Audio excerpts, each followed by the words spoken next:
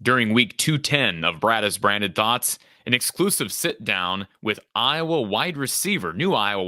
That's Seth Anderson, the Charleston Southern transfer, who is much needed on the Hawkeye offense. We'll talk to Seth about his upbringing. Of course, his father was a great NFL receiver. He's got great bloodlines as it relates to the game of football. And we'll talk about why Iowa. What does he expect the Iowa offense to look like moving forward? All that and more during our exclusive sit down with Seth Anderson. This is week 210 of Brada's Branded Thoughts.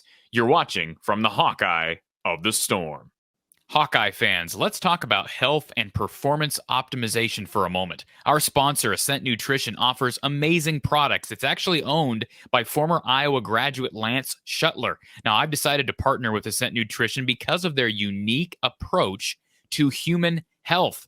Ascent offers an organically grown, mold and mycotoxin-free coffee. It provides a pure, clean, and rich flavor without those pesticides that most coffees are treated with. They also offer an algae oil DHA, which is used to support brain health, memory, and focus, as well as proper nervous system development in adults, children, athletes, and even pets.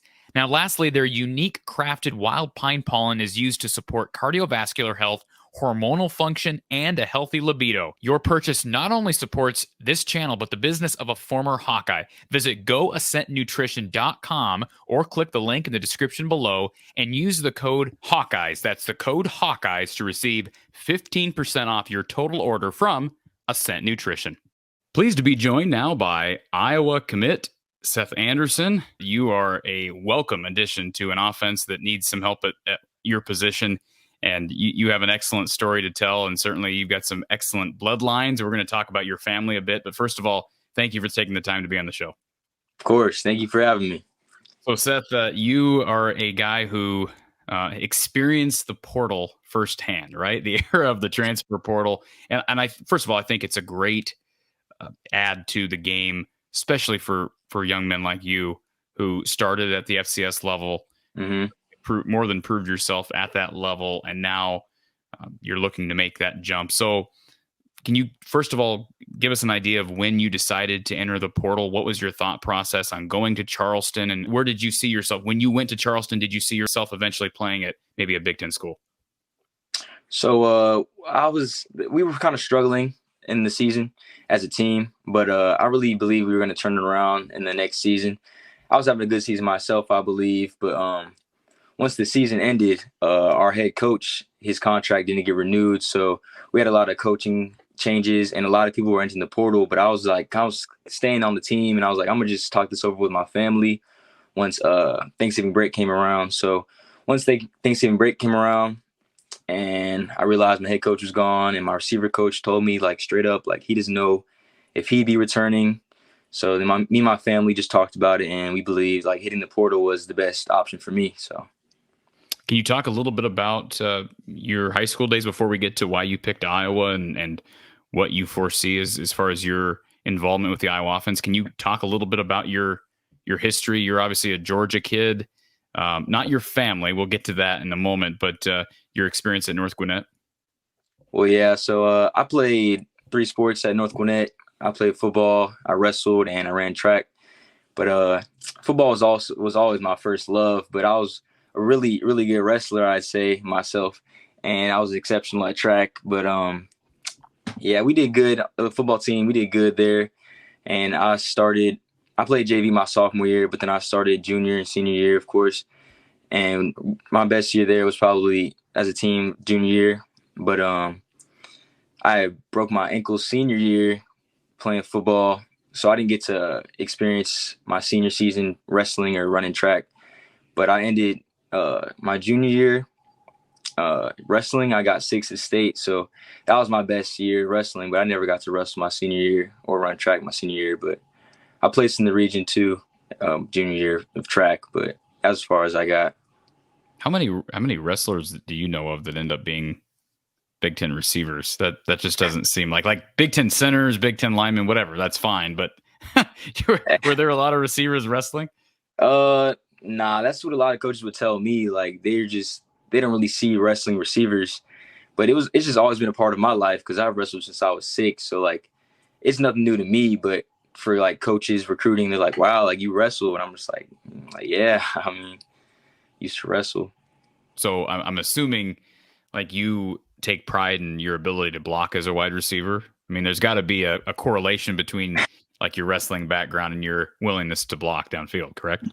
Yeah, I'd say it makes it harder for me to get taken down. Of course, I think sometimes it takes more than one man because, you know, I'm not going to go down easy with that wrestling background, and blocking downfield, it helps me a lot with, you know, placement of my hands and stuff like that. So, yeah, it does help a lot. Talk about your family a bit, Seth. You have a storied history in your family. Your dad is literally a legend, and I use that term all the time. Like, we had former Iowa basketball player Jess Settles, and legend Jess Settles on the show. Well, he is a legend, but in Iowa, right? I mean, your dad is a national legend, an NFL legend, Willie Flipper Anderson. Talk a little bit about him. Your brother Drez is a really, really good college football player himself. Just talk about your bloodlines. So, yeah, my dad, he's from New Jersey, and he went to UCLA in college. He ended up going in the second round, and he played with the Rams, Colts, Broncos, and Redskins. He currently holds the record for the most receiving yards in the game for 336 yards, which that kind of hit me like this season, like, because, you know, this last season was probably the most I've like gotten the ball as a receiver. So I'm like 336, like it's pretty hard to get to that. But so yeah, and he won a ring with the Broncos. So he had 10 years in the league. He, you know, more than exceptional. So he did good there. That record's going to be hard, and I believe Megatron got close. Yeah, we were on the edge of our seats watching that game. So how often do you hear about, like, does it get brought up around the family table all the time? Like, you know, it doesn't really get brought up, but like if there's like a receiver that's like having a good like first half, or like, I remember Tyreek Hill had like 200 in the first half one game like last season. We were all like watching that, like tuned in, like, oh, this could be the game right here, but it doesn't really get brought up often. He's really humble, I'd say. But, yeah, we all know. Andre Johnson had a couple of those that make you stop and pause. So maybe talk a little bit about your brother, really good receiver at Utah, and I think he dealt with some injuries there later in his career. Yeah, so he was really good at Utah. I mean, I was watching him all the time, and he had tore his ACL. So his senior season really – he didn't play much senior season. He ended up being a free agent, got picked up by the Niners, but then he bounced around like probably like 6-7 teams for like 5 years. Ended up going to the CFL and playing for the Argonauts for a couple years. But I remember there was a lot of stuff going on with the CFL, and people were going on strike and stuff like that. But he ended up getting released, but he's still working his way back in. And there's a couple of new football leagues opening back up this next coming around, so he's probably going to try to get back in. So, did your dad ever talk about getting back in? All the time. All the time.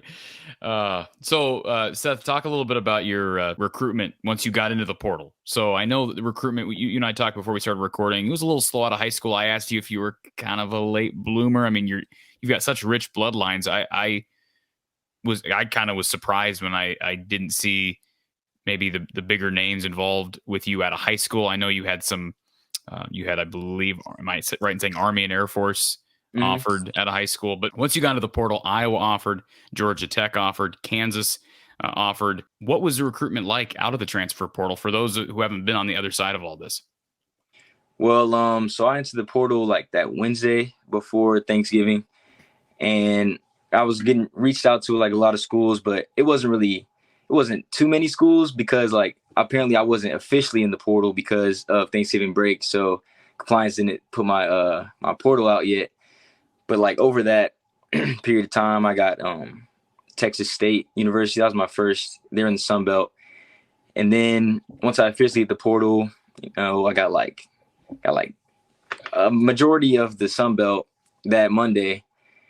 And then from there, I was just really just talking to a lot of coaches. I mean, it was a lot going on and I was still in school too. So I was walking to class on the phone, at lunch on the phone, with my friends on the phone. It was a lot, but I really enjoyed the process, and my family, they really helped me throughout the process.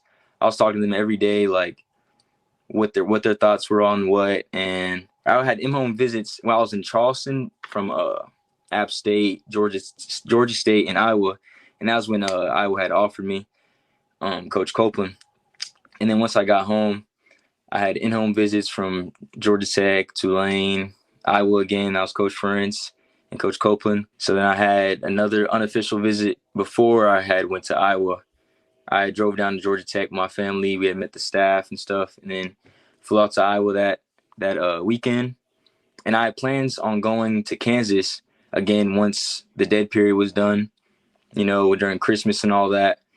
But I was watching the bowl game on Iowa, and I was like, I just really felt like the pieces they're putting together, like it's really coming together, I feel like, and I can be a very valuable piece in the offense, and I can make an impact. So we can really go far with this team that we're building. So yeah, that kind of leads me into my next question, Seth. Like, you came up here when it was really cold, or I should say here, I'm not in Iowa right now, but you went to Iowa and it was really cold. Like, that's got to be. I'm not that much older than you. Like, I remember when I was that age, like what I'm thinking of when I go different places, like, man, this weather's terrible. And believe me, I grew up in Iowa, so I understand how bad the weather is. Why do you think I'm not there now? But like, that had to make you pause and be like, yeah, do I really want to do this? What was your thought? I can ask you that now that you've committed. I wouldn't bring it up before. Yeah. Well, so when me and my family had got there, we already had our clothes. Like, we were ready. We had layers on. So it was a little flurry going on. It was like 20-something degrees, but it didn't really feel that cold because it wasn't like, I don't know how to explain it, but I was expecting it to be way colder. I know it's going to get colder, but yeah, I don't really feel like it probably will affect me, but I know I'm going to adjust. So I know, like, once you get to the league, I mean, it's going to be cold some places. So I got to learn how to play in all climates. Now let me go back. Your dad played for the Rams, Colts, Broncos, and Redskins. So okay, so he would have gotten some cold weather. Yeah. With I mean, so you're playing everywhere. I understand that, but you're playing for Washington and Indianapolis. So what coaches, you mentioned Coach Copeland. Was there more than Coach Copeland that really left a deep impression on you when you visited Iowa City? Coach Ferentz. I mean, I feel like me and him built a really good relationship during my process. He was calling me every day. There's one day I was like lifting, and this is before I had committed, and I was just like thinking, like, dang, like I really think I want to go to Iowa, like, while I'm lifting there.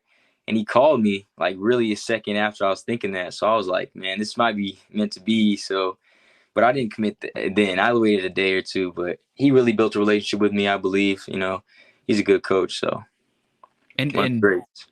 And when you got back to Georgia, Georgia Tech made another push for you. Am I correct in saying that? I mean, once we landed actually from Iowa, we had driven back to Georgia Tech because they had a couple coaches that weren't on the scene when we had went there before Iowa.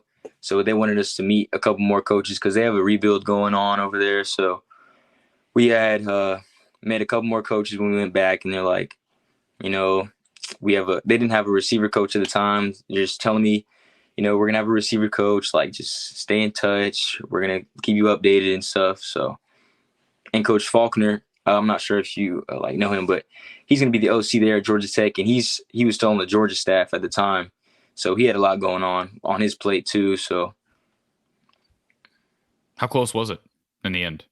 I mean, how hard was it? Was it still pretty much obvious to you that you wanted to be a Hawkeye? Was it like 55-45 with Georgia Tech? And I mean, was Kansas involved? I mean, how close was the final decision for you?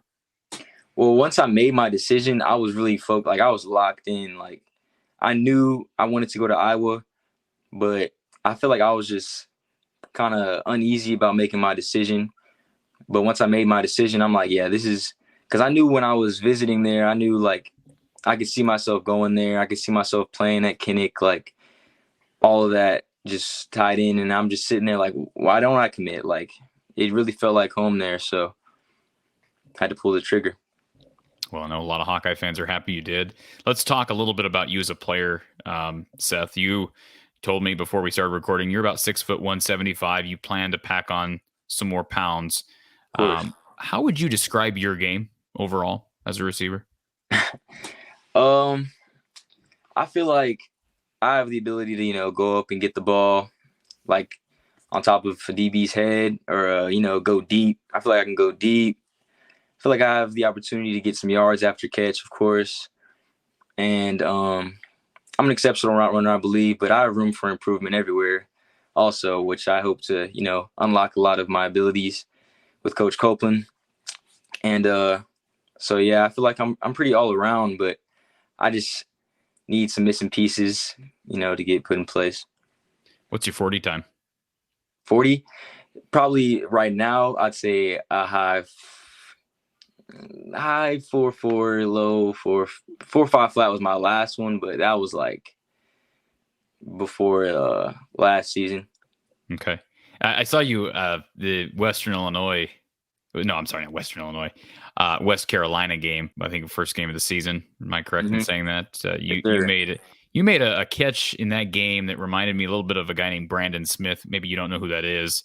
He was an Iowa receiver, and a few years ago made kind of a circus catch over a Penn State defender in Kinnick late at night. And you had a catch over a West Carolina defender that reminded me of that. So I just wonder, because you're not the biggest guy, and Brandon Smith was probably closer to 6'2", 6'3", but you obviously have hops, you have athleticism that maybe Iowa has been missing in the wide receiver room.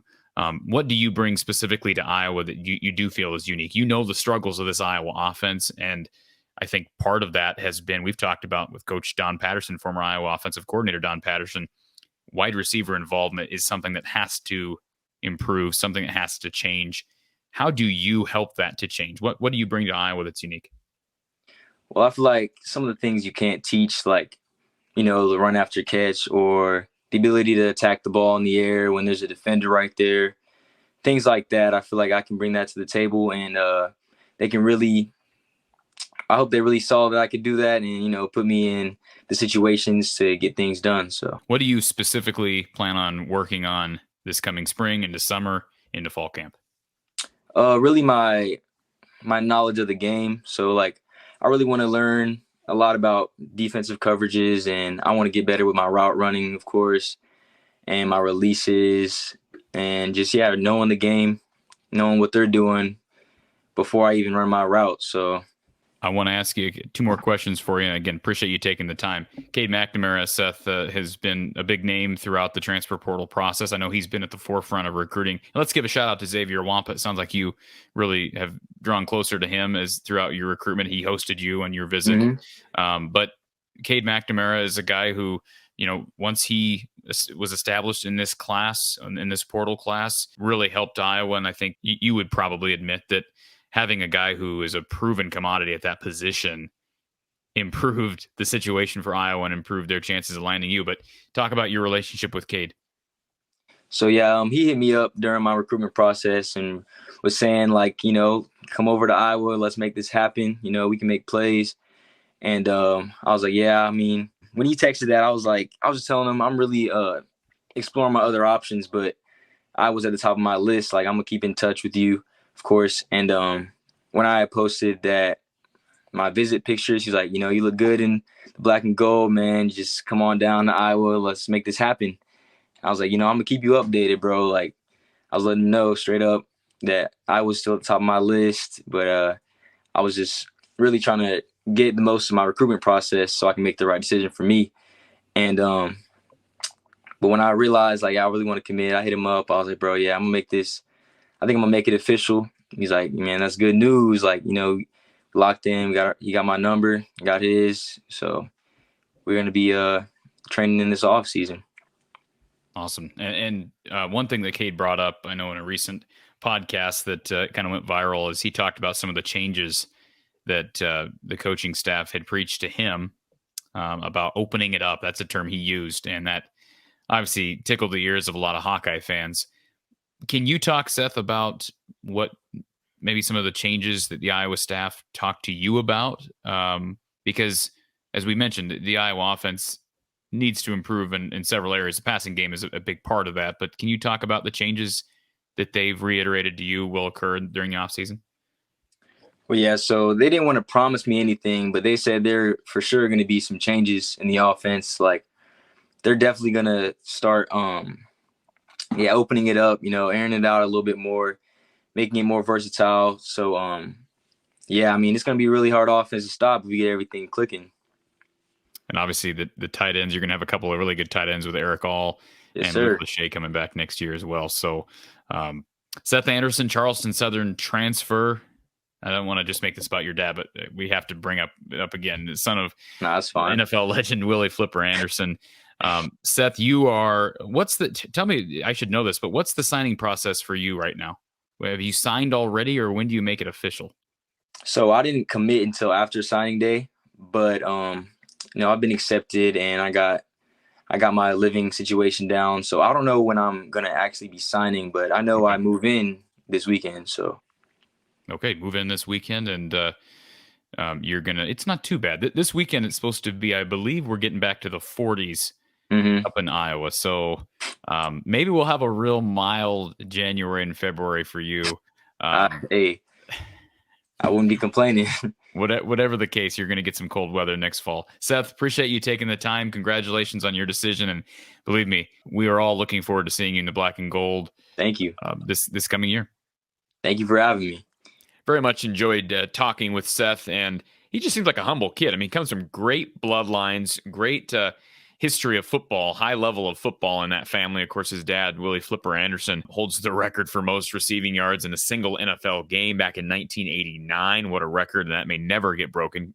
As I mentioned during the interview, Calvin Johnson came close back in the day, but that record still stands. And Seth's got an opportunity to be really good here. I love this kid's athleticism, his upside. He's about 6 foot, maybe a little bit undersized to your typical X position. I think Iowa fans have kind of assumed that they need this big physical guy like a Brandon Smith out there. And I think maybe speed is a little bit more important in today's day and age of college football. We'll see how Iowa adjusts. I mean, I still think there's a chance that we see Iowa go after 1 or 2 more wide receivers in the portal. Probably too late to see 2 more. I mean, the window's closing. You've got less and less options, but I would not be surprised to see Iowa extend another offer, or they may just double down on what they have. Nico Ragaini is back. Deontay Vines is back. You've got some young guys, Bostic, Breck. They got 3 guys coming in the class for the 2023 class, I should say. So we'll see. But boy, Seth Anderson with Isaac Tisla going elsewhere.